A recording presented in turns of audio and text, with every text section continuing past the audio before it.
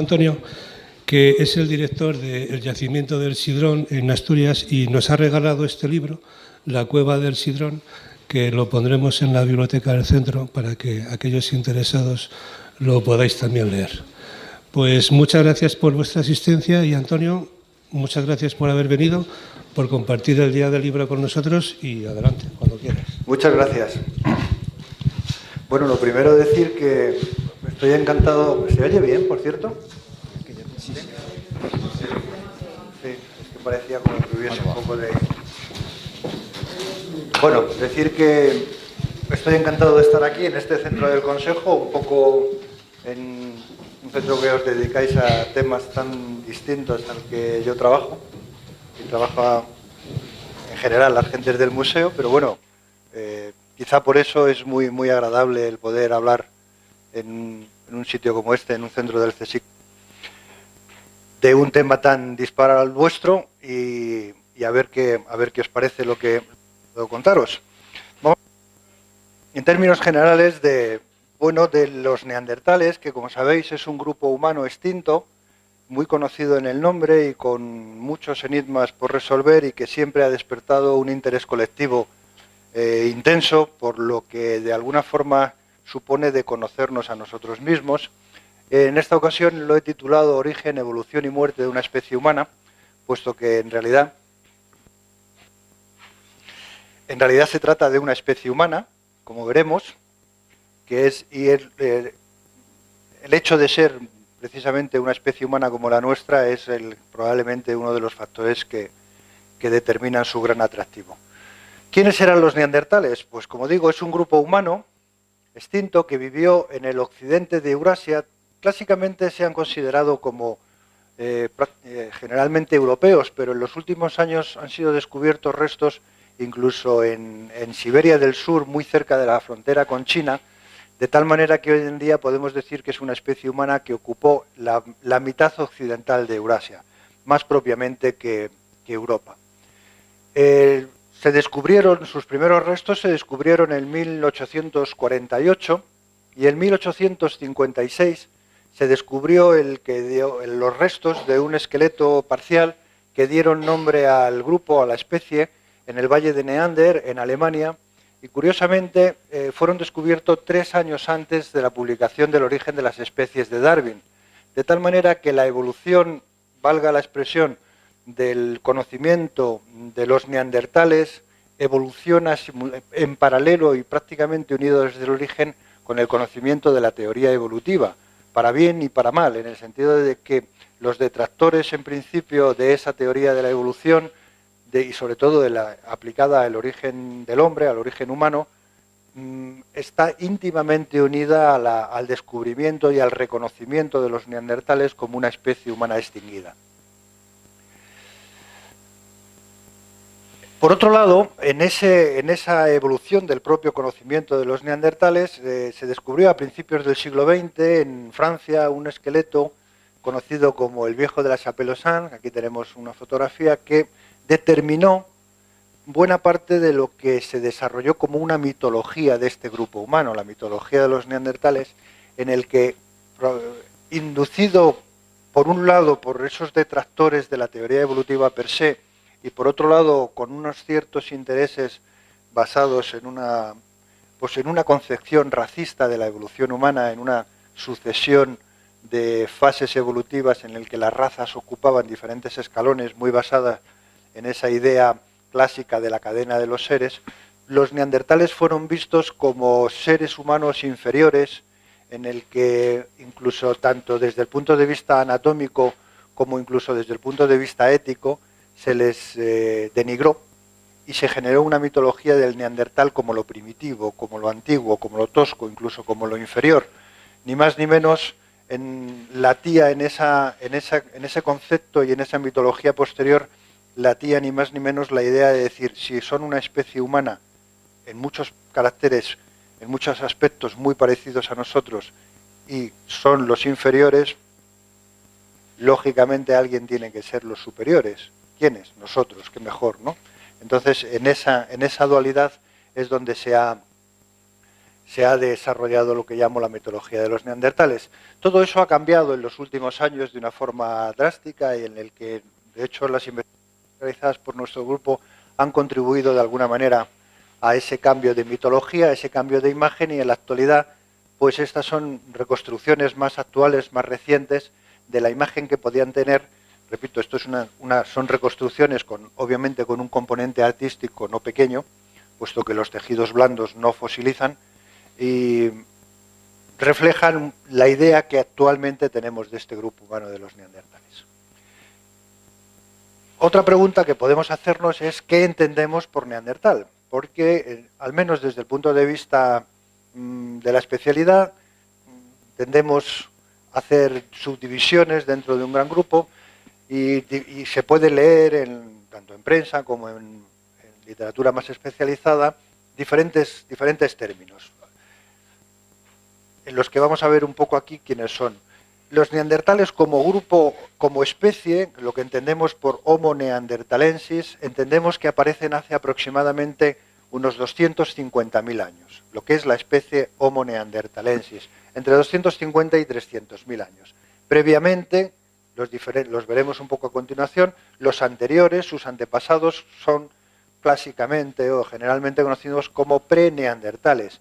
Y a partir de este momento empezamos a distinguir unos primeros neandertales en todo este periodo de tiempo, unos neandertales clásicos, que son los que se descubrieron, hablábamos antes del viejo de la Chapelle-Aux-Champs, a principios de siglo y a lo largo del siglo XX, que ocupan una franja entre hace unos 100.000 y 50.000 años. Hablamos de los neandertales clásicos y después los neandertales tardíos que se acercan a la fecha de desaparición del grupo. Como veremos, los neandertales desaparecen de la Tierra hace aproximadamente 40.000 años. Por tanto, su periodo de existencia propiamente es algo más de 250.000 años hasta su extinción hace 50.000 años. Estas curvas que ponemos aquí, hoy en día el paradigma en el estudio del cuaternario, de la evolución de las faunas, de las floras, de los humanos, en fin, la evolución del cuaternario, aparte de una escala cronológica necesaria, está siempre referida a las curvas paleoclimáticas, a las oscilaciones del clima, que son los que están aquí reflejadas. Entonces, los neandertales a lo largo de su periodo de existencia han vivido en periodos cálidos, en rojo, frío, cálido, frío, cálido, frío, cálido, lo que se han denominado clásicamente las glaciaciones. Aquí en un esquema más general tenemos el mismo tipo de representación, la escala cronológica y las oscilaciones climáticas que probablemente sepáis, se distinguen en números, desde el 1, que es un clima cálido en la actualidad, y tendiente a convertirse en muy cálido, pero venimos de una glaciación, el 2, 3, 4, otro máximo climático en el 5, el 7, el 9, el 11, los números impares corresponden a los máximos climáticos, es decir, a los periodos cálidos, y los pares a los periodos fríos o a las glaciaciones. Aquí tenemos una serie de antepasados que entendemos hoy en día como antepasados de los neandertales, entre los que se incluyen, por ejemplo, los fósiles de Atapuerca, de la cima de los huesos, u otros fósiles europeos. Y si hacemos aquí una pequeña ventana y ampliamos el campo, vemos, por otro lado, que las oscilaciones climáticas, a medida que va aumentando el registro, la resolución del registro paleontológico, se van haciendo más llamativas y más oscilantes. Y aquí, simple, a modo de ilustración, pues los fósiles que estamos estudiando con mayor intensidad, procedentes del Sidrón en Asturias, con una antigüedad de aproximadamente 40.000 años. Ese es el marco cronológico y paleoecológico de los neandertales, como vemos de nuevo el esquema de oscilaciones climáticas, y una cuestión de interés que habla mucho, que ilustra la paleodemografía de este grupo humano, es decir, las oscilaciones, la evolución de las propias poblaciones neandertales, y eso está regido del mismo modo que el conjunto de la flora y de la fauna a lo largo del cuaternario, por los fenómenos de glaciación en el que, como vemos aquí en este esquema simple, en el norte de Europa, especialmente en el norte de Europa, también en Norteamérica, pero aquí hablamos de Europa o de Eurasia, la formación de extensiones, la extensión del casquete polar, lo que se llaman las glaciaciones, que incluso llegaron prácticamente a la ciudad al norte de Alemania, por supuesto Escandinavia, hasta Londres, la ciudad de Londres, todo un gran casquete polar, y la formación de ecosistemas tipo estepa o tipo tundra, y a lo que venía a referirme es la retirada de las poblaciones animales y vegetales a las penínsulas del sur de Europa, conocidas, el fenómeno que se conoce como los refugios, y cuando el clima mejora desde estos refugios del sur se produce una recolonización de los espacios del norte que vuelve otra vez a retraerse hacia el sur. Este efecto acordeón se ha producido durante varias ocasiones, a lo largo de varias ocasiones en el Cuaternario, y por supuesto la dinámica de poblaciones de los neandertales ha estado sujetos a ese mismo tipo de fluctuaciones o de movimientos.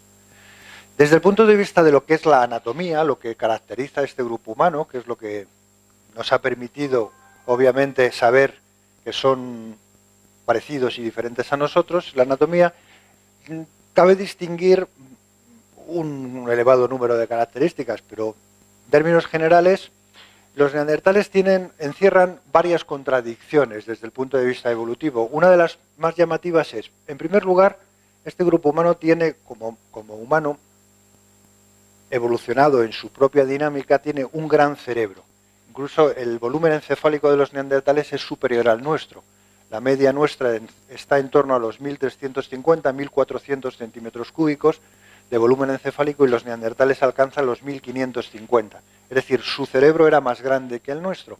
Pero simultáneamente, y como contradicción a una pauta evolutiva general en los primates, nuestra cara, el esqueleto facial nuestro, está muy reducido. Esto es una pauta general. A mayor cerebro, mayor reducción de la cara.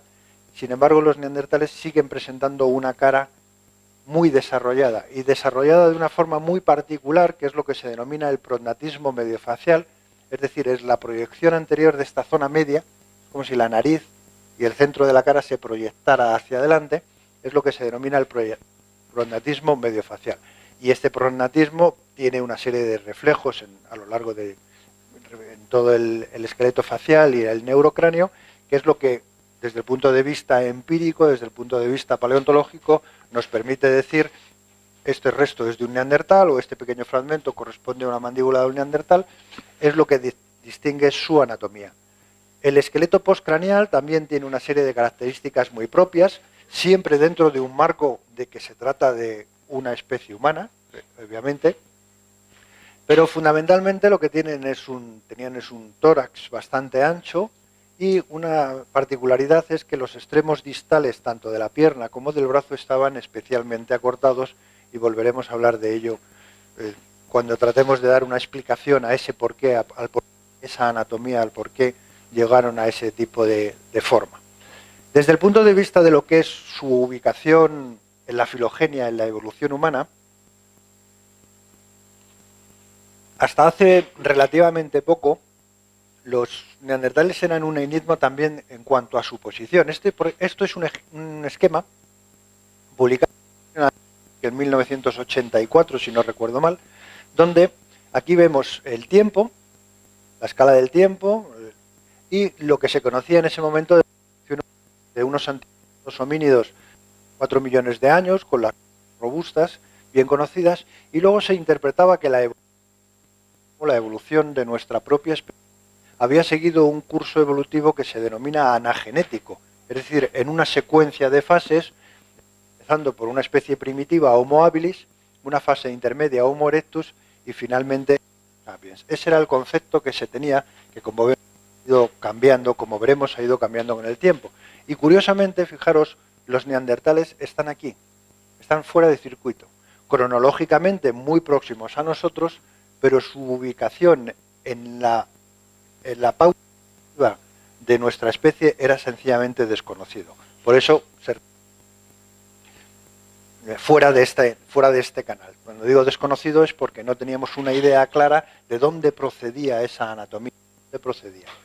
La respuesta, desde el punto de vista práctico, metodológico, empírico, la respuesta al dónde situar a los neandertales, pues sencillamente emerge de la comparación y de la ordenación de restos fósiles, de formas, desde el Pleistoceno inferior y medio y superior, tanto África, Asia como Europa, es decir, de la comparación de todos estos restos es donde puede emerger una situación, un esquema que nos permita comprender el fenómeno evolutivo donde se inscriben los neandertales y donde nos inscribimos nosotros. Hoy en día, desde esa visión lineal que comentaba, se ha llegado a esquemas arborescentes en el que la evolución no se establece a través de una serie de fases sucesivas, sino que hay procesos de bifurcación y de ramificación.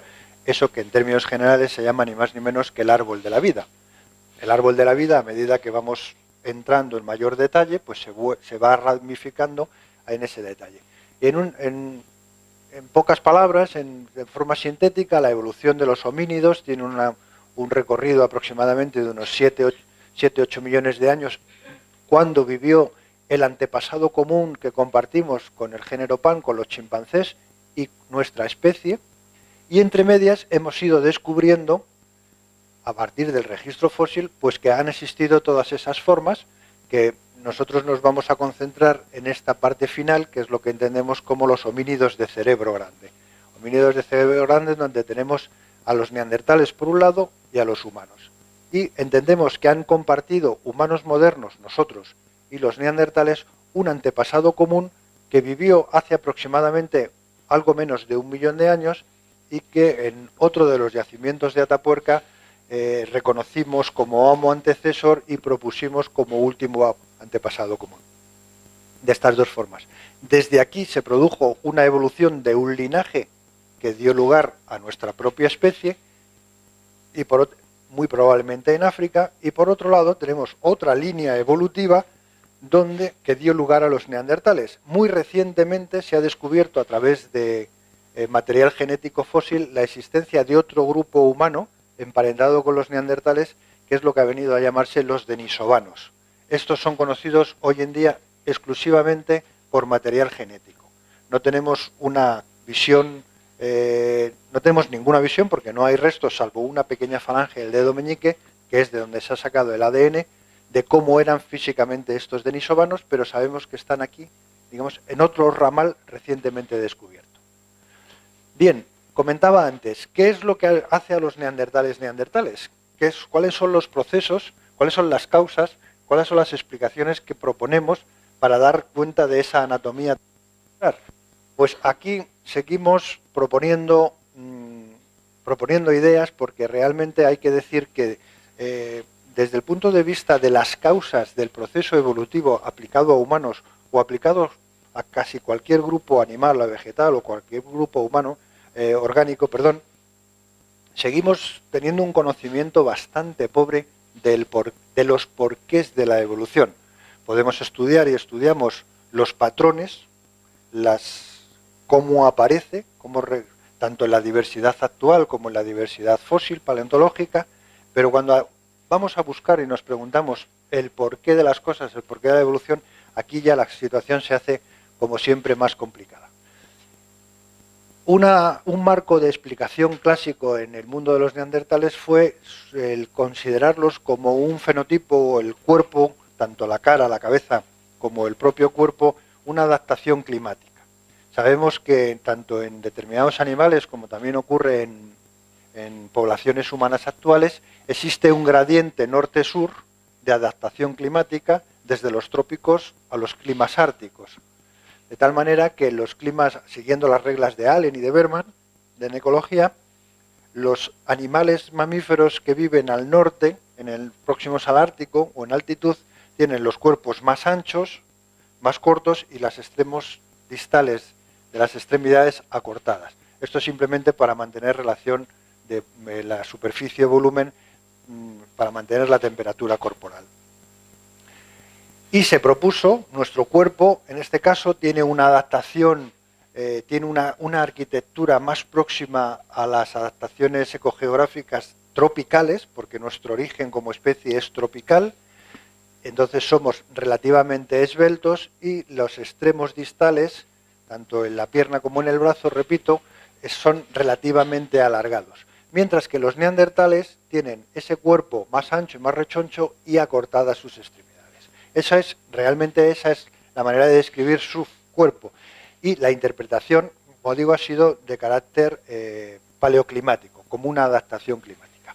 Esa adaptación climática se extendía también a la configuración particular del esqueleto facial, de tal manera que esa proyección medio facial de la cara era interpretada como si tuvieran los neandertales aquí un radiador para calentar y humedecer el aire frío antes de entrar a los pulmones y alejarlo incluso del cerebro, porque si entra un aire muy frío próximo a los centros nerviosos puede destruirlo.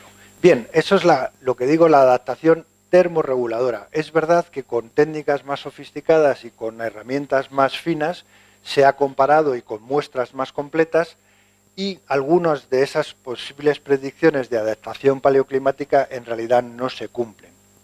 Eso fue una interpretación elaborada sobre todo en los años 50, pero algunas de las predicciones que cabe esperar en esas adaptaciones, cuando uno va a análisis más finos y a comparaciones más rigurosas, no se cumplen. Otro factor es que, como hemos visto, los neandertales al principio de su descubrimiento fueron asociados a clima frío, porque los primeros yacimientos donde aparecieron restos neandertales estaban asociados a animales de clima frío, el reno, el zorro ártico, los lemmings, porque efectivamente en Europa durante muchos periodos largos ha habido climas verdaderamente fríos. Pero ya hemos visto que en la historia de este grupo han atravesado frío y calor, frío y calor, frío y calor. No eran estrictamente fríos. Otra fuente de explicación está basado más en modelos biomecánicos, de tal manera que posiblemente, y muy inspirados en un desgaste muy particular que tienen estos grupos, sobre todo en la dentición anterior, en los dientes anteriores, y se han propuesto modelos pues puramente biomecánicos, utilizando palancas, modelos de palancas, que posiblemente servirían para un mejor funcionamiento de esas denticiones de la dentición anterior, es decir, de la dentición más alejadas al punto de apoyo. Repito, nuevamente, en el caso anterior, cuando los modelos han sido testados, pues no cumplen muchas de las predicciones. Bueno, aquí tendremos simplemente para que se vea claramente en qué inspira este tipo de modelos, que son los desgastes exagerados que aparecen en la dentición, probablemente con un uso muy particular de la boca. Bien, la idea es que hoy en día no tenemos, honestamente, una idea formada, clara y rotunda, por así decirlo, del porqué de esa anatomía.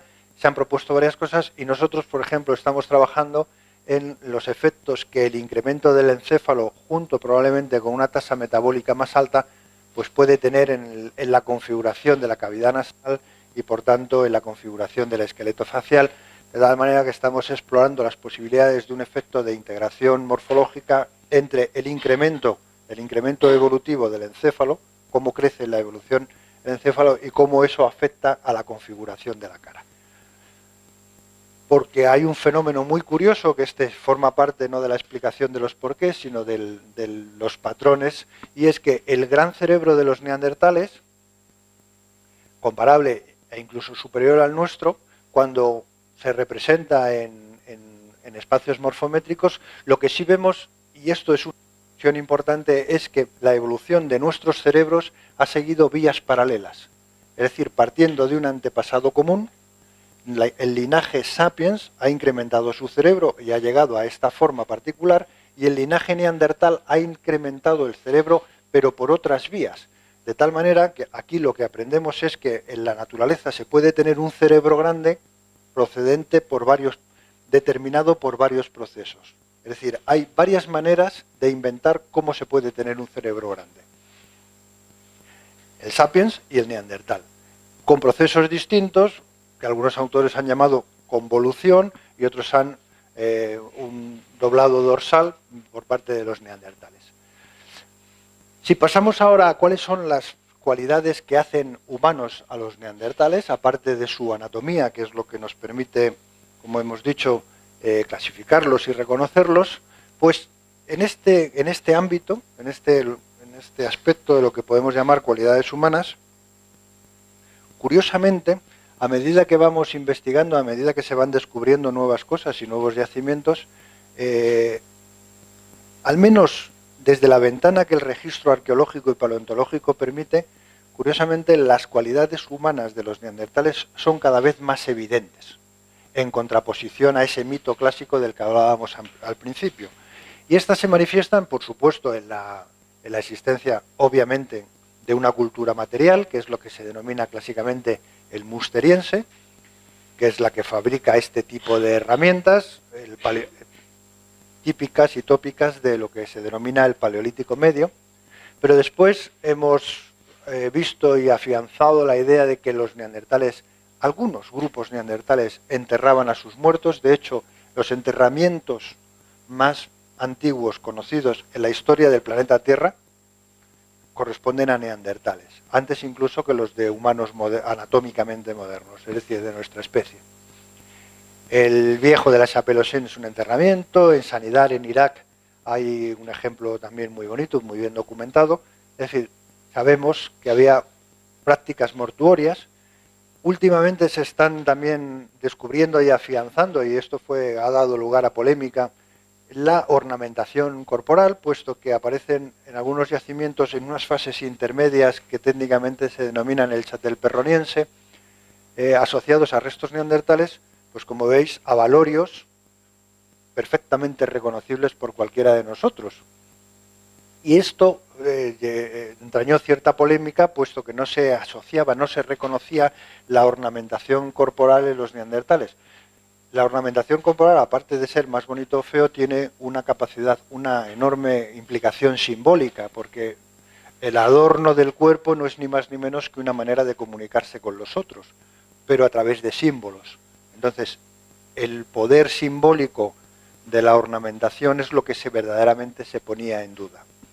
Hoy en día, por ejemplo, en Murcia se han descubierto conchas analizadas con restos de pigmentos, por ejemplo, de pirita o de óxidos de hierro, y algunos lo que se interpretan como lápices de manganeso o lápices también de óxidos de hierro. Esto es una reconstrucción. Obviamente no sabemos si verdaderamente esta mujer neandertal si pintaba el cuerpo con líneas de esta manera, pero sí se han descubierto lo que se denominan esos lápices de manganeso, que tienen un cierto desgaste que coincide con ese posible uso, haciendo marcas lineales. Esto no es nuevo en absoluto en la evolución humana, pero es evidente que los neandertales cuidaban de los ancianos, de los enfermos. Hay restos, por ejemplo, este húmero prácticamente atrofiado, que obviamente un individuo en esas condiciones, si no hubiera estado agrupado, si no hubiera estado protegido por el grupo, no hubiera podido sobrevivir. Pero esto es un comportamiento relativamente antiguo en la evolución humana. Hace 2 millones de años hay evidencia de un cierto cuidado de enfermos y de ancianos. Luego, otro fenómeno muy curioso, que aquí no sabemos dónde situarlo, sino por la parte evolucionada o la parte primitiva, porque forma parte de uno de los tabúes fundamentales de la civilización occidental, que es el canibalismo. Estamos estudiando en concreto en el Sidrón y en otros yacimientos, pero en el Sidrón tenemos unas evidencias apabullantes de la práctica del canibalismo en grupos neandertales, que se manifiestan, por ejemplo, ¿veis estas marcas aquí?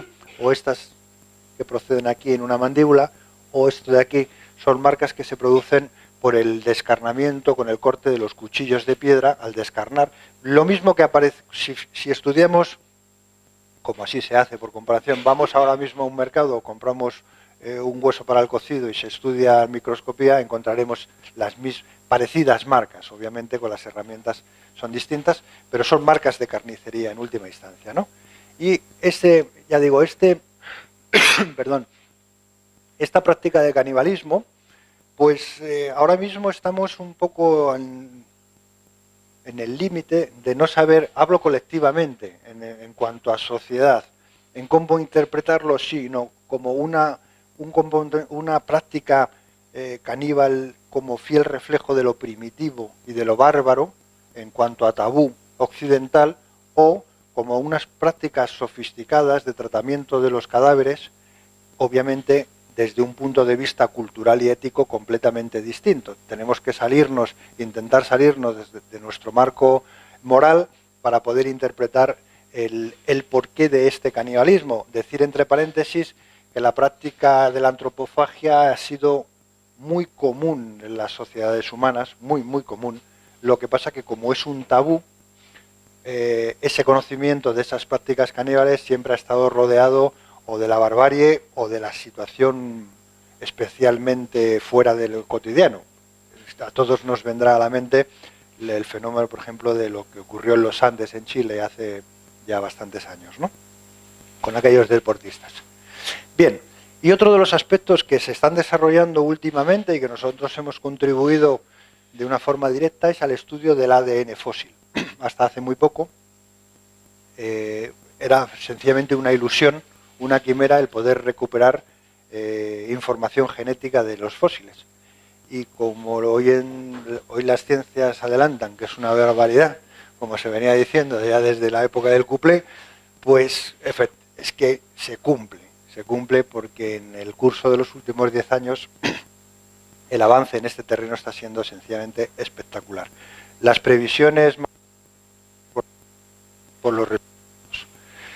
Y en este caso, obviamente daría para varias charlas entrar en los detalles del ADN antiguo de los neandertales. Hablaremos muy rápidamente. Hay tres grandes, bueno, ahora se podrían poner algunos más, tres grandes aspectos. El ADN mitocondrial, que nos pone en el estudio de la variabilidad, el estudio de genes específicos, que nos pone en relación con el estudio de lo que se llama la adaptabilidad, es decir, el por qué se tienen determinadas estructuras genéticas u orgánicas de cara a vivir, a sobrevivir en un ambiente dado, o el estudio del genoma neandertal en los modelos de evolución.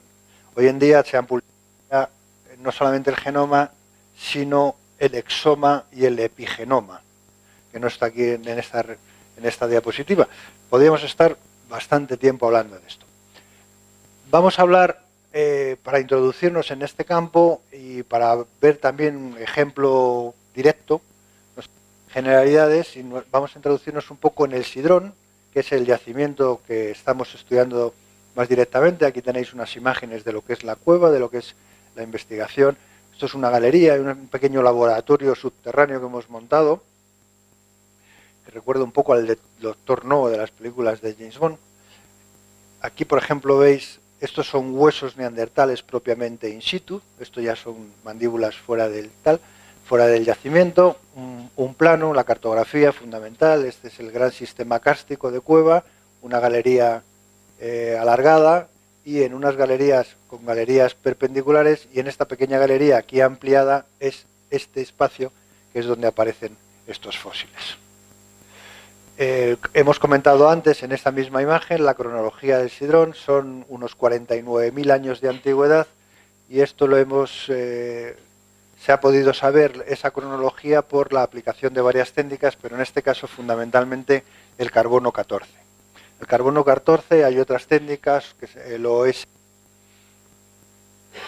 las series de uranio, el uranio torio también se ha empleado, pero en este caso las aguas, el sedimento tiene una gran concentración de torio y no permite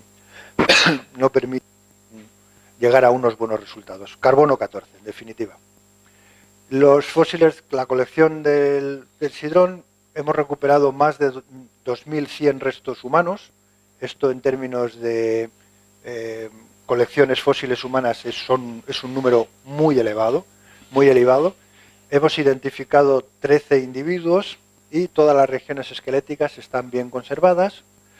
Y con estos fósiles, aquí esto es un esquema muy genérico, lo que nosotros estamos intentando abordar es una investigación, diría total, desde los estudios puramente moleculares a los estudios histológicos, por supuesto los anatómicos, los sistémicos, y que nos pone esto en un contexto paleoecológico de poblaciones y en un contexto filogenético, es decir, de la reconstrucción del árbol, del fragmento del árbol de la vida donde se inscriben.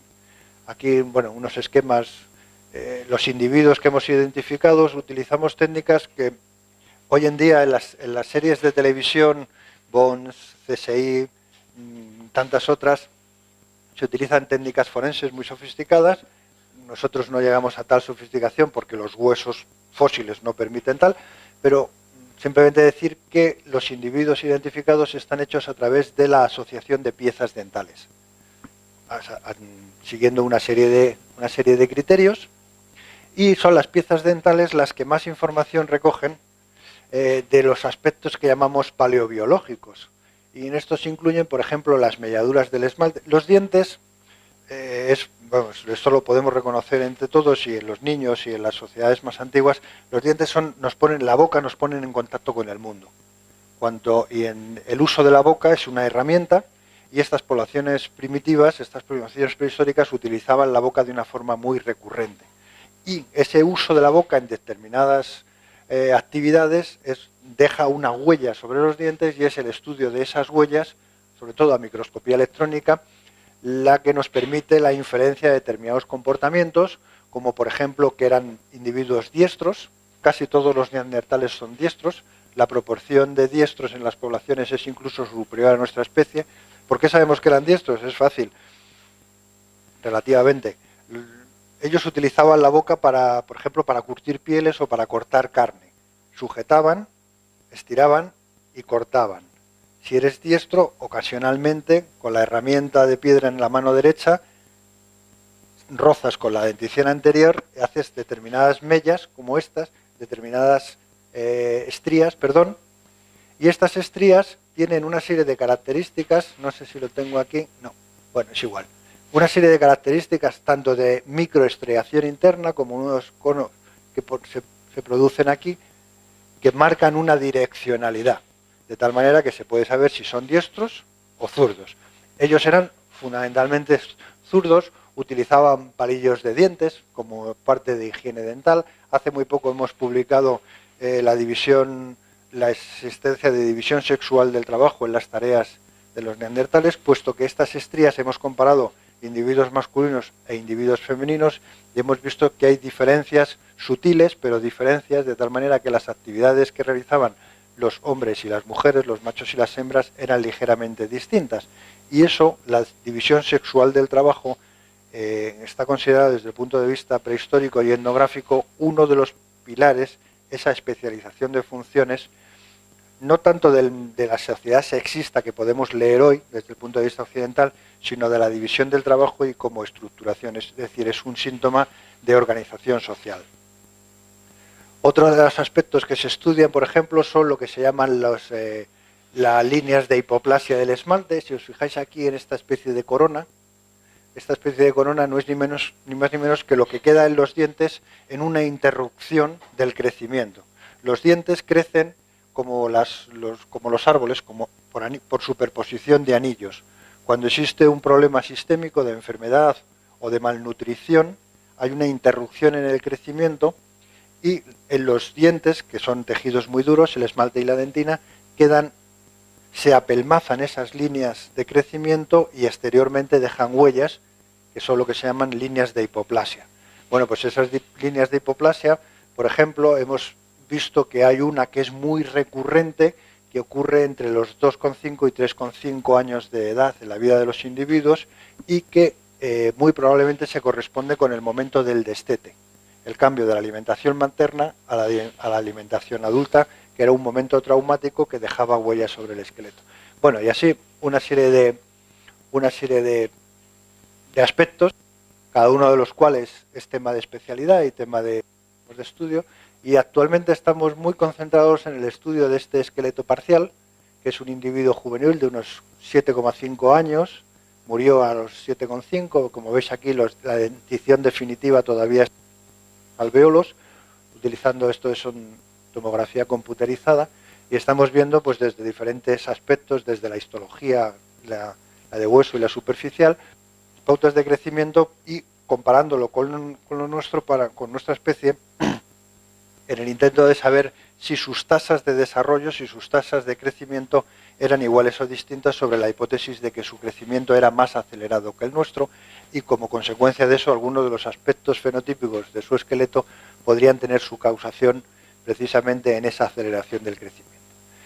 Entrando en el estudio de ADN, una de las cosas que hemos desarrollado en el SIDRON, de la que nos sentimos orgullosos, es la elaboración de un protocolo de anticontaminación que llamamos excavación limpia.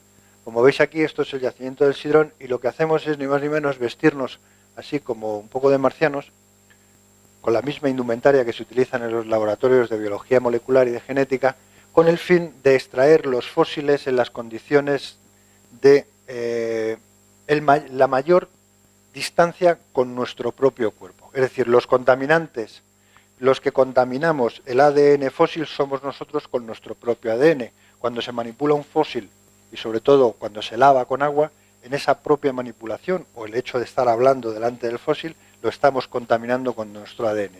Y esa contaminación ha sido un problema, y es un problema grave a la hora de identificar cuál es el ADN endógeno, verdaderamente, puesto que la proximidad filogenética evolutiva de neandertales y sapiens hacen que nuestro ADN sea muy parecido. Entonces hemos desarrollado este protocolo de anticontaminación. Mira, funciona, bien. Y vamos a ver una pequeña película para ver, así en síntesis, qué es lo que hacemos en el yacimiento. Estamos en la entrada vamos a entrar a la cueva, esto es Asturias. Actualmente se entra por esta entrada al yacimiento. Ya estamos dentro, estamos en las galerías interiores. Ya estamos en el yacimiento propiamente, después de andar medio kilómetro aproximadamente. Y en este momento, en esta circunstancia, en la excavación, bueno, aquí estamos enseñando algunos huesos in situ, pero se ha podido detectar un pequeño resto que afloraba. Pues en ese momento sale todo el mundo de la galería está aquí detrás, regida por esta reja, y empezamos a alguien, una compañera, ayudada por otra, se viste con esta indumentaria, incluso nos ponemos estas máscaras y entramos con esta pequeña nevera con el fin de que el resto que va a ser excavado, como vais a ver ahora mismo, se mantenga en condiciones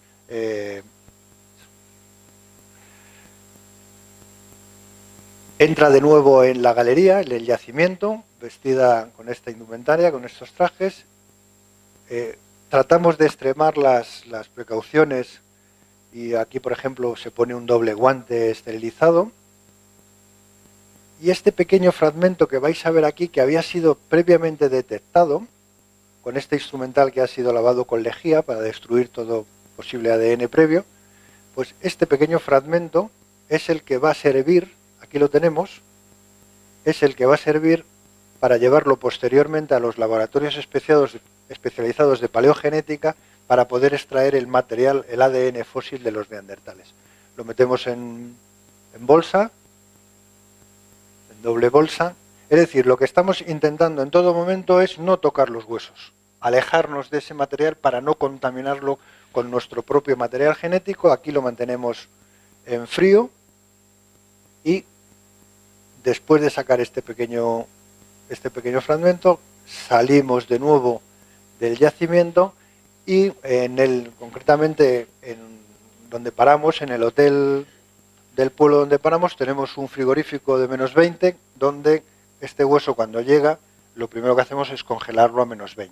Y a 20 grados se mantiene hasta que pasa ya a todo el protocolo en la cadena de frío hasta que entra en los laboratorios propiamente. Bien, pues con ese ADN extraído, uno de los aportes más relevantes que hemos conseguido hasta la fecha es nuestra participación en el proyecto Genoma Neandertal, que verdaderamente es un proyecto científico de primera magnitud. Es la primera vez que se ha conseguido extraer un genoma completo. Como sabéis, hasta hace poco se estudiaba genética, ahora se estudia genómica. Es decir, hasta hace poco se estudiaban genes aislados o fragmentos de ADN más o menos buscados o localizados en algún cromosoma.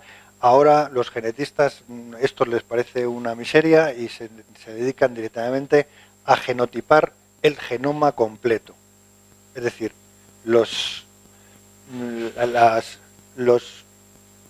son 30 millones de pares de bases.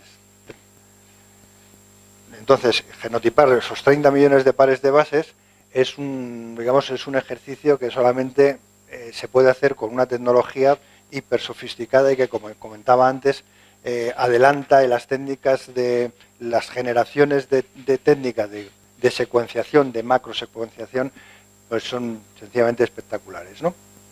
Bien, lo que quería decir con esto es que el aporte de este genoma neandertal, aparte de muchos aspectos que no podemos hoy dedicarnos, ha contribuido fundamentalmente al esclarecimiento del modelo de evolución, flujo genético entre neandertales del Próximo Oriente y los humanos modernos. Uno de los aspectos que siempre se han discutido precisamente por la caracterización de si somos o no somos especies distintas es la posibilidad de que hubiera habido hibridación, intercambio genético entre las dos poblaciones. Bueno, pues con el... No sé, sí. Y hay un esquemita donde estas son las conclusiones derivadas del estudio del genoma neandertal de una manera muy sencilla. Decimos, hace 150.000 años en el planeta Tierra existían 5 especies humanas distintas: Homo sapiens, neandertales, denisovanos, algunos residuos de Homo erectus, relictos de Homo erectus y Homo floresiensis en esta parte del planeta. 5 especies humanas. Avanza el tiempo y en este periodo hay una extinción parcial y los humanos modernos salimos de África. Pues en esta salida de África es lo que se entiende que hay una zona de hibridación con los neandertales que vivían en esta zona. Y son estas poblaciones humanas, antepasadas del resto de las poblaciones humanas, las que son portadoras de los genes neandertales adquiridos en la zona de hibridación.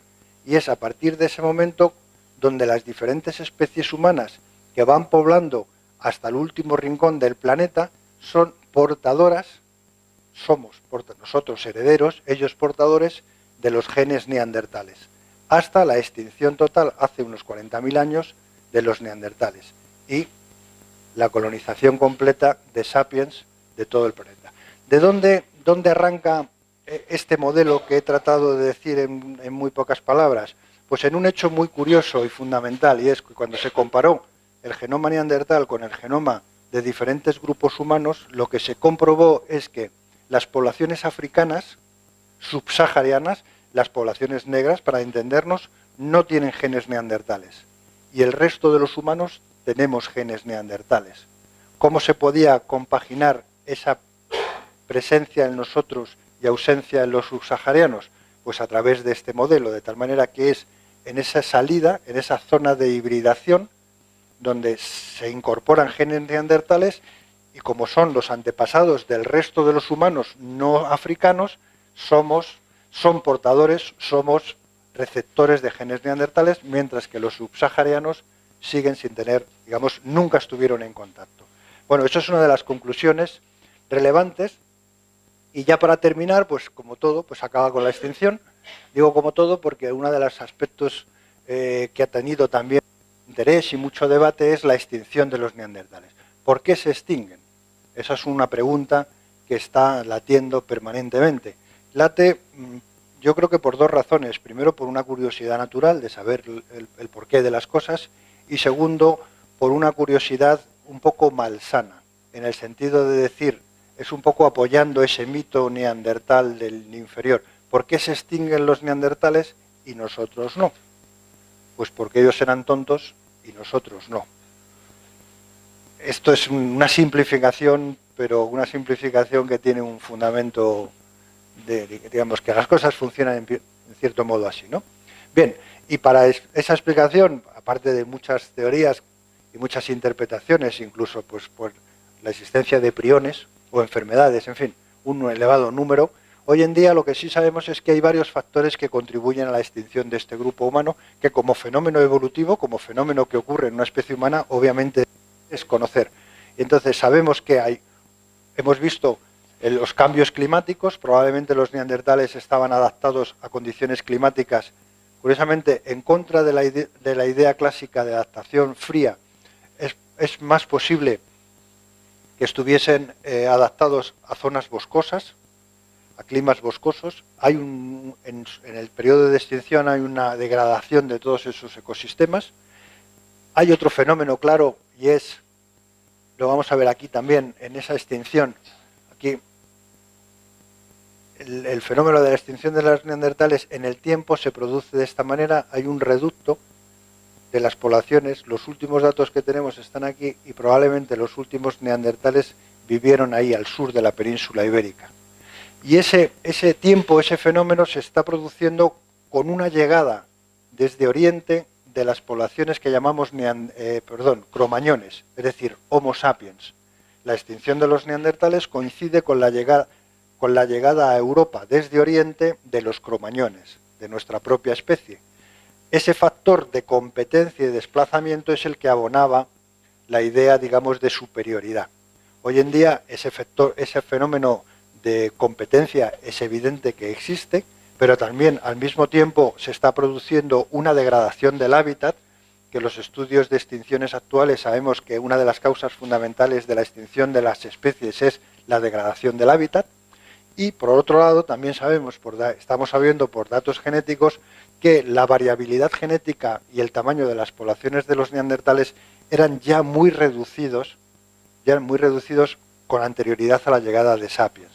Entonces la conjunción, el fenómeno multifactorial de la extinción, como vemos aquí, esto es la idea de la llegada de las poblaciones de los cromañones, y ese contacto de dos mundos con esa baja variabilidad genética y esa degradación del hábitat es probablemente uno de los factores que expliquen, o es la conjunción de factores que expliquen la extinción de los neandertales como grupo humano. Y aquí termino sencillamente diciendo, por un lado, que estas ideas clásicas, esta idea clásica lineal de la evolución humana con este tipo de esquemas, tenemos que descartarla, que sustituirla cada vez más, también en la evolución humana, también en las especies, por esquemas arborescentes donde hay diferentes linajes evolutivos, y sencillamente reconocer que los neandertales fueron una forma distinta de ser humano. Y aquí me quedo. Muchas gracias.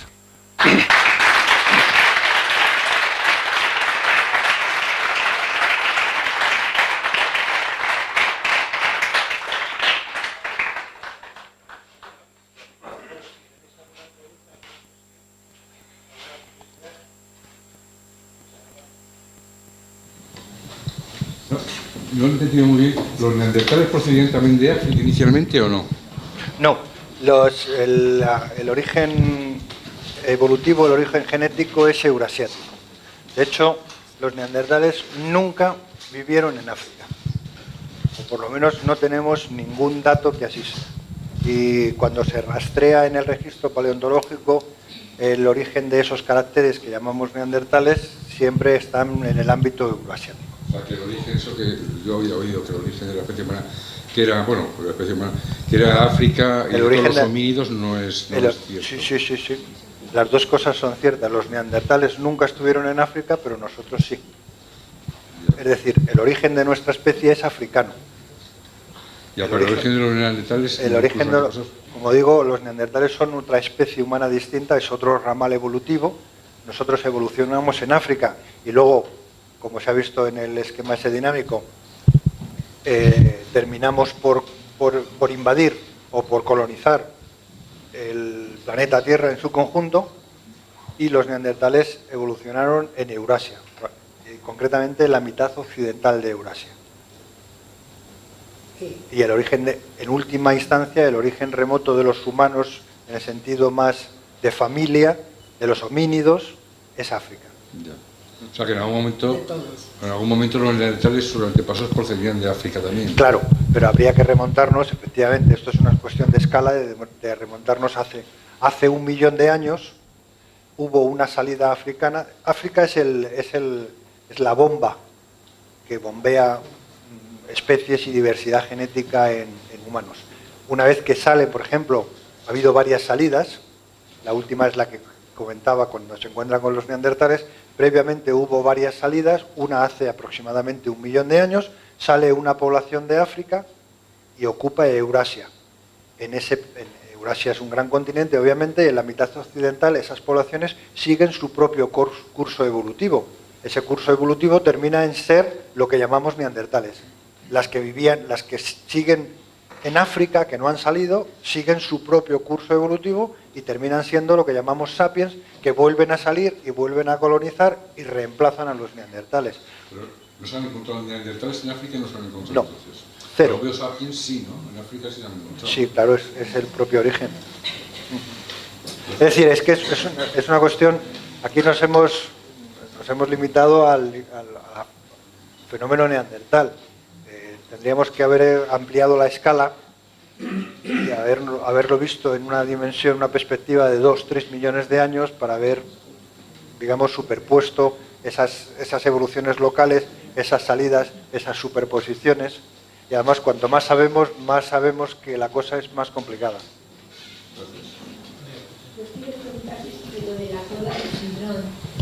¿Vivían en cuevas o ahora es una cueva porque ha habido sedimentación y todo eso en el tiempo?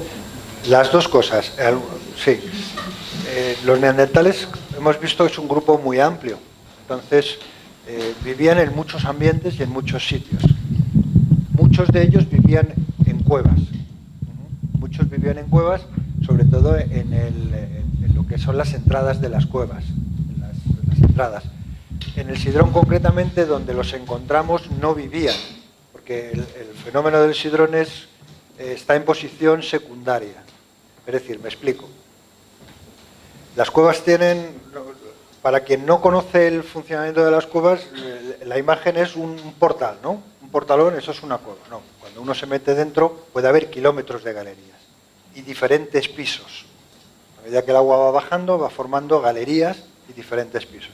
Los neandertales, como los humanos más modernos, vivían en la entrada de la cueva. Bien, ahí se produjo este fenómeno asociado al canibalismo, donde hubo una deposición de los restos de los neandertales en esa entrada. Y lo que interpretamos en el caso del Sidrón es que una gran tormenta inundó la entrada de la cueva y todo el sistema, por la entrada del agua, arrastró todo ese depósito de huesos y algunas piedras y algunas herramientas, y por un sumidero cayó a un segundo piso. Y es ahí donde los encontramos. Es decir, no los encontramos en este caso en posición primaria, sino que está en posición secundaria. Pero en otros muchos yacimientos se encuentran en posición primaria o el sitio donde vivían. Y en otros yacimientos se encuentran al aire libre, que son lo que se llaman yacimientos al aire libre. Por ejemplo, en Ucrania, por decir algo, que también vivían los neandertales, allí hay muy pocas cuevas, son planicies, hay yacimientos al aire libre de neandertales, o en Alemania o en otros sitios. Sí, hola, yo quería preguntarte, volviendo al tema de la salida del Homo sapiens de África, en el momento que sale y se genera la zona de esa hibridación, sí. Entonces es como si se generara una nueva rama, ¿no?, híbrida entre neandertales y Homo sapiens. No hay una nueva rama propiamente porque la frecuencia es muy baja. Ah, vale. No lo he dicho, creo, pero se estima que en la primera publicación del genoma se estimó entre 2 y 4% de genes neandertales que llevamos cualquiera de nosotros aquí. Ahora se ha rebajado un poquito esa cantidad, entonces nosotros, como representantes de esas poblaciones, cualquiera de nosotros, llevamos genes neandertales, o dicho de otra forma, más correcta, segmentos de ADN procedente de los neandertales, porque no son estrictamente genes, son secuencias, segmentos de ADN. Entonces ahí la frecuencia es muy baja, entonces son las poblaciones humanas que acarrean, digamos, esas secuencias, que ahora mismo, a medida que se va metiendo la lupa y se van viendo, se está intentando explorar cuál es la influencia genética de los neandertales sobre nuestra anatomía y sobre nuestro comportamiento. Y algunos autores están intentando y están defendiendo la idea de que esas secuencias sí que son verdaderos genes y que sí que pueden tener cierta influencia, por ejemplo, en defensa ante determinadas enfermedades, o se propuso a modo de ejemplo que podía haber sido un desencadenante también en el incremento de nuestro volumen encefálico.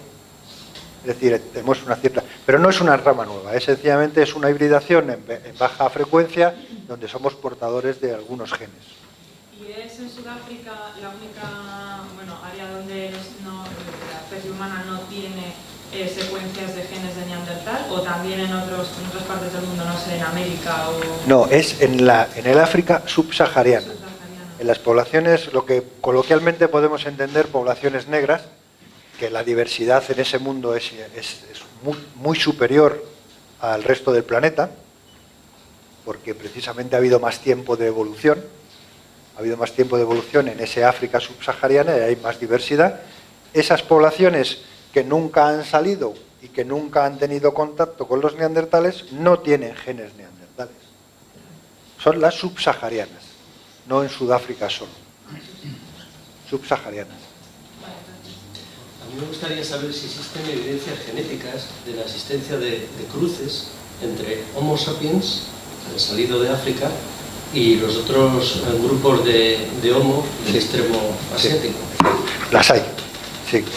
De hecho, hay dos posibles evidencias de cruces también de poblaciones sapiens salidas de África con los grupos, del mismo modo que en el Próximo Oriente vivían los neandertales. Cuando esas poblaciones llegaron al Lejano Oriente, allí vivían otros grupos humanos, otros grupos y otras especies antiguas.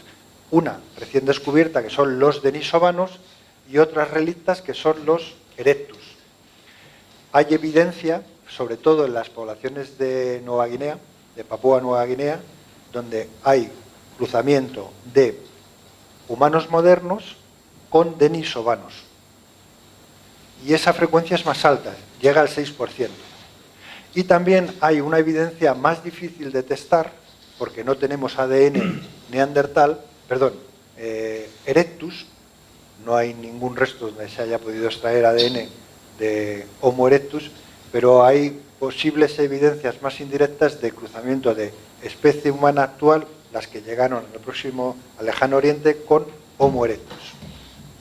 Del mismo modo que también puede haber algún cruzamiento de las especies de las poblaciones africanas subsaharianas con poblaciones antiguas de Homo erectus africano. Esto se ve mucho mejor con esquemitas, porque solo con palabras es un poco lío.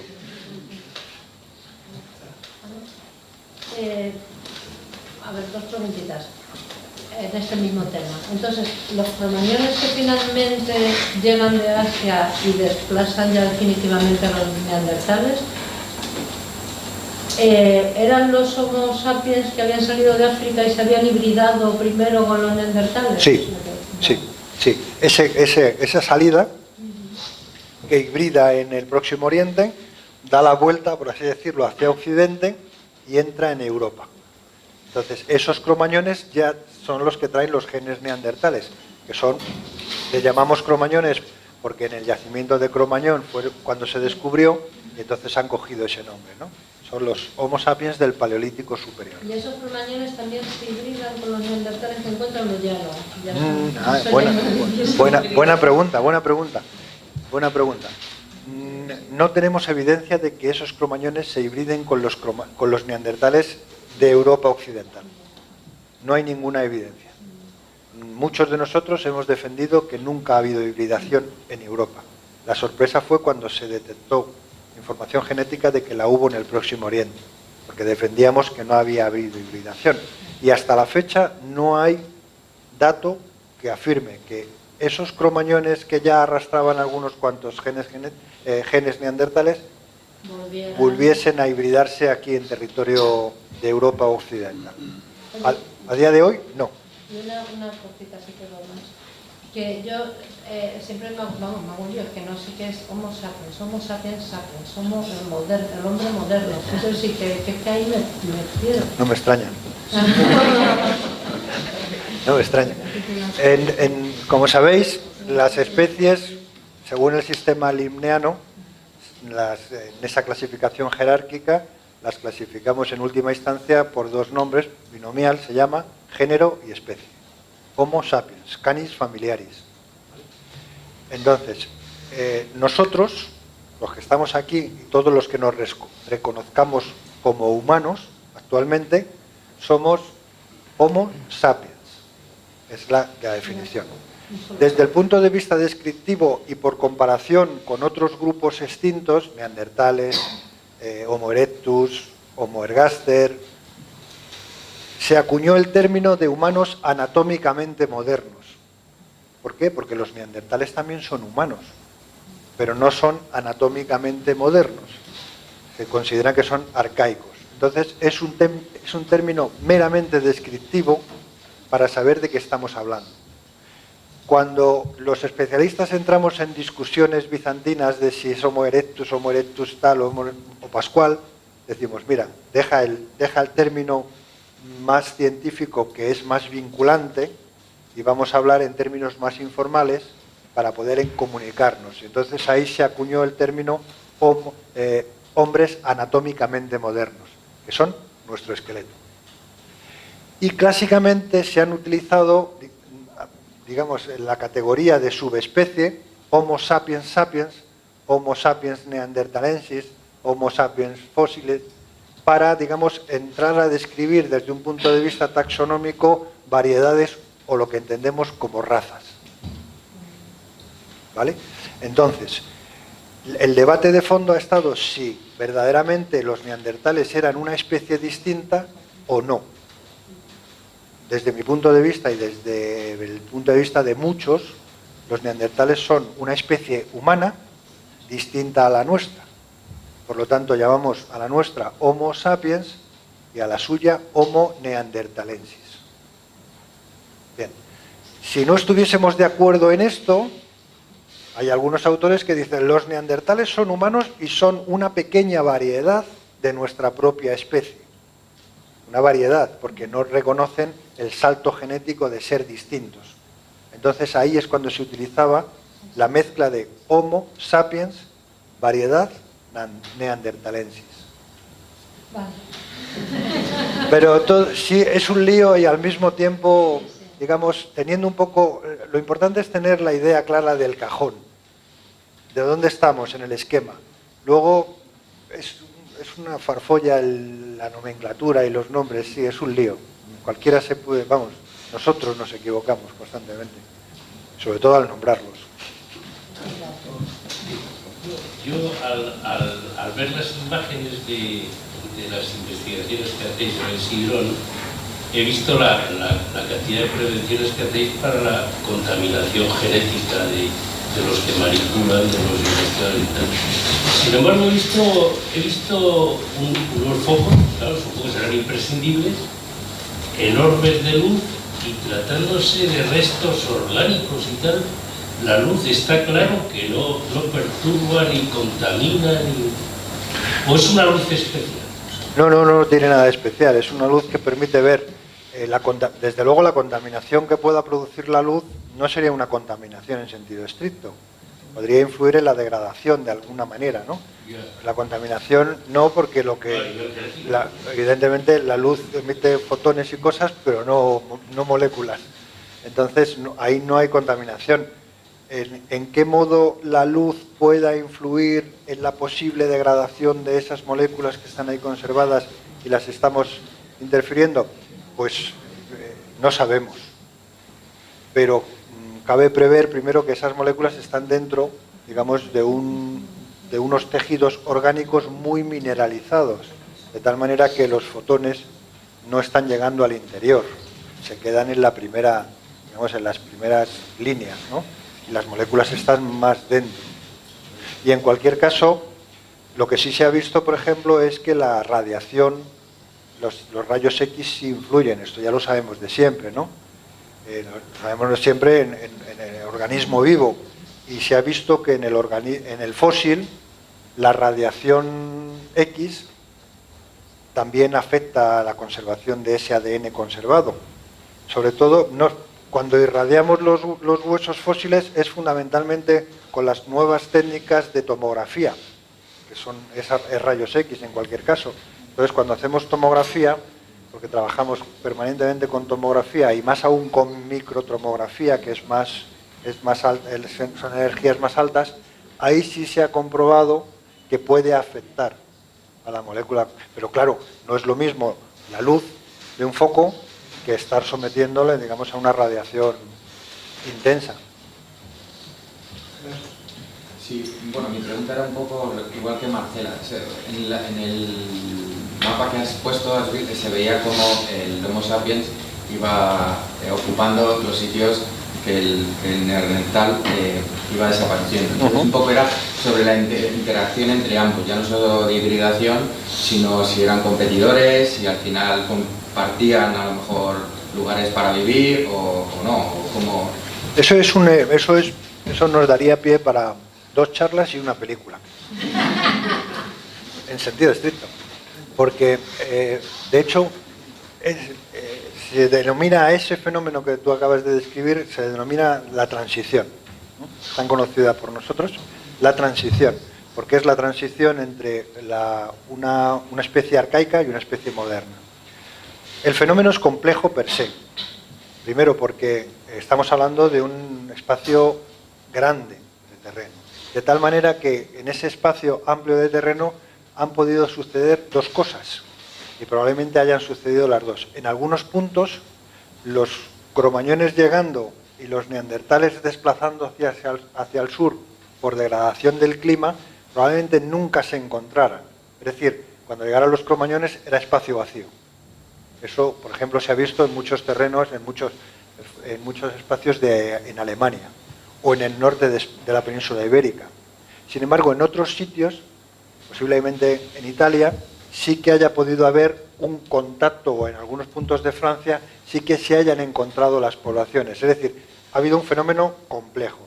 Cuando se han encontrado las poblaciones, por ejemplo, en competencia ecológica, seguro que sí. Competencia física, no hay evidencias, ninguna.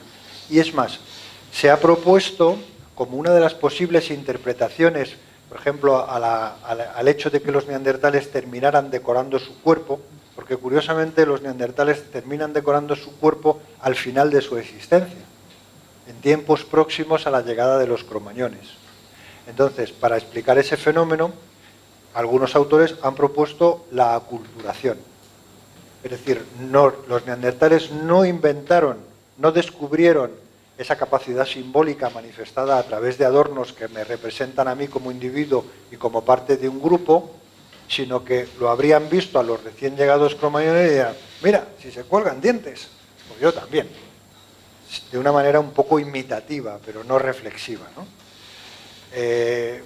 La idea, por los datos, por ejemplo, algunos procedentes de Murcia, es que son esos pigmentos con pirita y con óxidos de hierro, son de cronologías de 50.000 años muy anteriores a la llegada de los cromañones. Es decir, los neandertales habrían inventado esa capacidad. De tal manera que podemos descartar el fenómeno de la aculturación.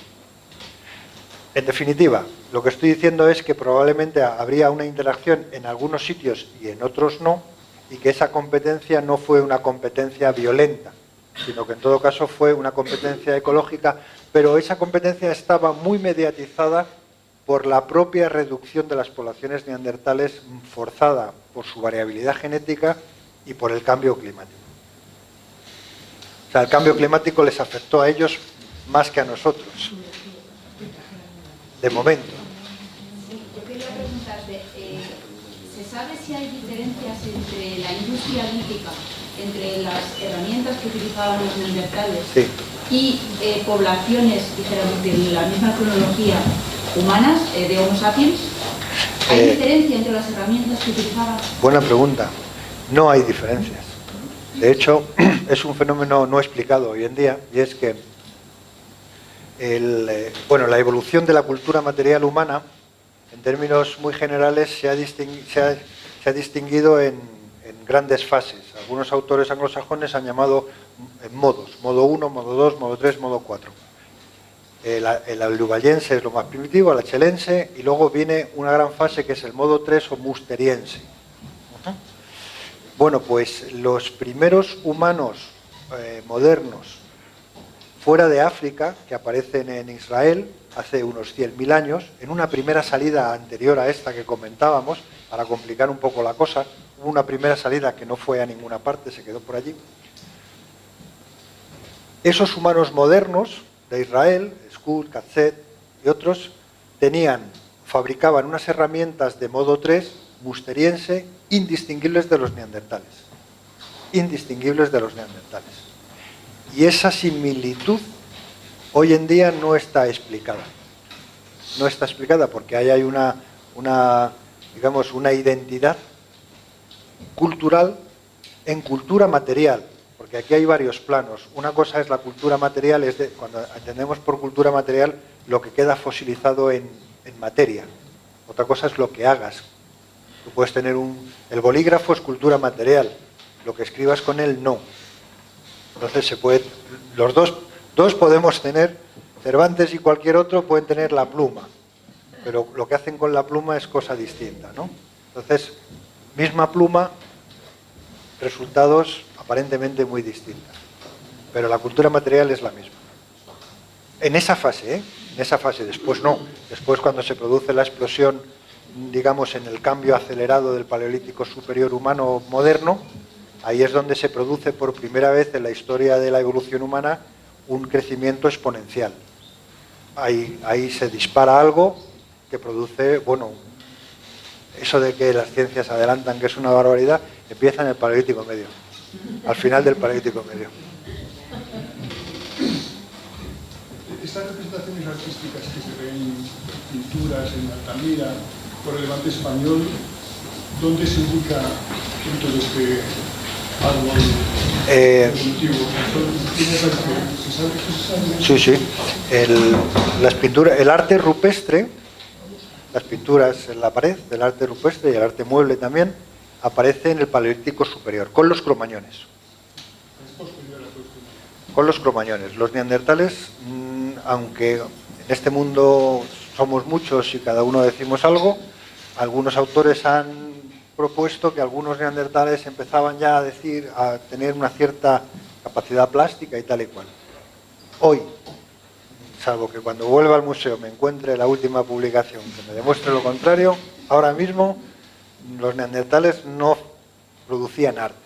El arte rupestre es de los cromañones. Y concretamente los dos ejemplos que has puesto, el de Altamira, es un solutrense final solutrense final magdaleniense, que es muy posterior. Estamos hablando de 13.000 años aproximadamente. Y lo de Levante es neolítico, es mucho más posterior. O sea, digamos, ya estamos en tiempos que ya a nosotros los paleontólogos ya se nos cae fuera. También es cierto que son estilos distintos. Claro, claro. También son pinturas de colores, no hay representación humana, y en el Levante son... Claro, porque se hace mucho más esquemático, empieza a haber un componente... El arte empieza de una forma muy figurativa y de hecho mucho más antiguo que Altamira. Están las cuevas de Lascaux o las de Chauvet o Rouffignac, hay muchos. Y no sé si os viene a la mente esas leonas en actitud de caza, que es de un realismo.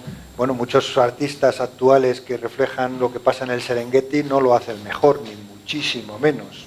Es un realismo impresionante, ¿no? Y a medida, empieza en ese realismo y en esa calidad estética y curiosamente avanza en un avance que conocemos en cultura mucho más moderna, hacia lo abstracto, hacia lo más esquemático. Y el arte levantino, que es posterior, es muy esquemático. Y aparte los motivos también reflejados son distintos. En el arte rupestre paleolítico no hay figuración humana, y en el levantino sí. Pero eso es otro mundo. Una pregunta. ¿El Floresiensis qué origen tiene y qué relación con estas otras especies o subespecies humanas tiene? Especies. Desde mi punto de vista, especies. Homo floresiensis. Si fuera... es por liarla un poco, ¿no? Si fuera otra, si no se considerase especie, pues tendría que ser Homo erectus, por ejemplo, floresiensis, u Homo sapiens floresiensis. Pero como entendemos que es una especie en sentido estricto, llamamos Homo floresiensis. Por simplificar, la cronología de floresiensis es muy reciente. Bueno, floresiensis, para los que no estéis familiarizados, son unos restos muy singulares de unos homínidos muy, muy bajitos, de tamaño muy, muy reducido y con una anatomía que recuerda a lo muy primitivo. Es muy arcaico, de anatomía muy arcaica, pero de cronología muy reciente, tan reciente como 20.000 años. Descubiertos en la isla de Flores, hay dos episodios, 20.000 y 90.000 años, en cuanto a su tiempo de cuando vivieron esas poblaciones. Sin embargo, su anatomía, que es muy primitiva, nos está vinculando con lo más antiguo, de tal manera que la interpretación que tenemos hoy en día, ahora haré un inciso, casi todos es que floresiensis es un fenómeno de insularidad En biología, en evolución, hay un fenómeno que se llama insularidad. Cuando las poblaciones quedan aisladas en islas, se transforma en su anatomía. Unos se hacen muy pequeñitos y otros se hacen muy grandes, porque no hay predadores y entonces las relaciones de competencia se distorsionan completamente y aquello se desbarajusta y forman fenómenos de insularidad. Floresiensis sería un fenómeno de insularidad, probablemente de una especie muy antigua, incluso algunos se remontan hasta Homo habilis o los primeros erectus salidos de África, que vivieron en esas islas y terminaron siendo lo que hoy entendemos y descubrimos como Homo floresiensis. Cabría esperar que en esas islas hubiese registro de hace 500.000 años, de hace 1,5 millones, de hace casi 2 millones de años de antigüedad de ese floresiensis. La salvedad que quería hacer es que algunos autores consideran que floresiensis no es un fenómeno evolutivo, sino que es una patología de poblaciones sapiens, los andamaneses creo que se llaman, si no estoy equivocado ahora mismo, y serían una patología de microcefalia de ese tipo de poblaciones sapiens. Siguiendo un poco el hilo que Gaspar ha iniciado, claro, con el tema este de la pintura rupestres y demás, hay una cosa que quiero decir que no sé si es anecdótica o no lo sé. Yo tengo curiosidad con ello y quiero saber tu opinión acerca de eso, ¿no? Me parece que fue en la cueva esta de Lascaux, me parece que cuando fue descubierta, pues al poco tiempo fui invitado, Picasso, a visitarla. Cuando salió de la cueva, pues lo que dijo, dice, madre mía, en 15.000 años no hemos avanzado absolutamente nada. Sí. ¿Qué hay de esto? Bueno, yo lo sé como tú, eso es una anécdota, ¿no? Y así lo tengo yo como sabido, como cierto. Puedo, digamos, dos cosas. Sí, entiendo que esta es la anécdota, entiendo que esta es la situación. Y por otro lado, si lo dijo Picasso, evidentemente, desde el punto de vista puramente artístico, pues está más capacitado que yo para comentar estas cosas. También, que me gusta el arte, puedo decir que efectivamente, acabo de comentar, las escenas de caza de las leonas de Chauvet y los dibujos hiperrealistas de la caza que ahora mismo se puede ver publicado de gente que va al Serengeti y dibuja esto y lo pinta y que son maravillosas, es que no tienen nada que envidiar. La de hace, no la de Lascaux, sino las de Chauvet, que son de 35.000 años, pero nada que envidiar.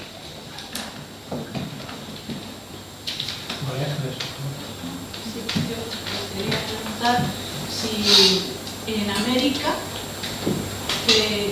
¿quiénes eran los que estuvieron allí? ¿Neandertales o Homo sapiens? No, neandertales, repetimos, los neandertales solamente vivieron en el extremo occidental de Eurasia, como grupo. Y América, la llegada de los humanos a América es también tema de mucha discusión, de mucho debate y de mucho interés, porque es todo un continente y además un continente, digamos, muy desarrollado culturalmente, sobre todo en el norte y en el sur también. Pero los humanos llegan a América hace aproximadamente unos 12.000 años. Lo más antiguo que se defiende por algunos autores son 16.000 años. Es decir, estamos hablando de 12.000 años. Eso no es nada. Nada. La llegada de los humanos a América es de los fenómenos más recientes de la historia del planeta, de la evolución humana en el planeta. Posteriormente, está en Oceanía, en las islas del Pacífico. Pero la llegada de los humanos a América por el norte se produce poco después del último glaciar. Estados Unidos, el norte de América, Canadá, Siberia, era una masa de hielo. Anteriormente no hubo contacto y durante la última glaciación se bloquea el contacto porque hay una masa de hielo y se produce la entrada de los humanos, probablemente desde una región que hoy no existe porque está sumergida, que se llama Beringia, que es la zona del estrecho de Bering. Todo eso era una especie de pequeño subcontinente. Entonces, las poblaciones que vivían en ese pequeño subcontinente empiezan a entrar en Norteamérica hace 12-13.000 años. Homo sapiens, como la copa de un pino. Homo sapiens, digamos, la fuente de origen es Feringia, y para entendernos son las poblaciones árticas de Siberia. Ese es el origen, digamos, racial, llamémosle así, de los aborígenes americanos. La colonización de América es un fenómeno complejo, como todas estas, son dos grandes continentes. Hay una primera entrada que se llaman los paleoindios, y luego hay una segunda entrada que son los antecesores de las poblaciones actuales. O sea, hay también dos episodios, los paleoindios y los nativos. Pues los nativos, digamos, en el mejor de los casos, 12.000 años. O sea, nada. Nada por comparación, obviamente, por comparación. Bueno, pues después del tercer grado donde tenemos sometido, vamos a hacer el sorteo de los libros y a los entregas.